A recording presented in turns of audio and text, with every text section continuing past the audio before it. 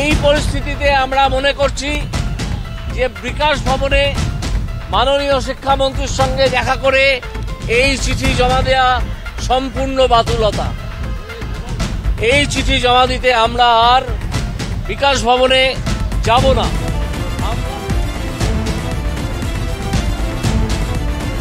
মুখ্যমন্ত্রীর কাছে উনিই বলেছিলেন আসবেন, মুখ্যমন্ত্রীকে চিঠি দেবেন আমার মাধ্যমে, মুখ্যমন্ত্রীর কাছে এটার একটা বিচার চাইবেন।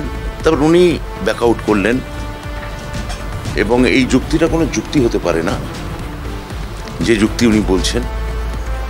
শিক্ষা দপ্তর পুলিশ প্রশাসনের সঙ্গে কোনোভাবে যুক্ত নয়। উনি আমার সঙ্গে দেখা করে এবং ওনারই দেওয়া সময় আমি সেই সময় বসেছিলাম, তো উনি এলেন না। ওনার এটা ব্যাপার, উনি দলীয়ভাবে কোনো বিপদে পড়লেন কি না, দলীয় কোনো প্রতিবন্ধকতা তৈরি হলো কি না, দল ওকে বারণ করলো কি না,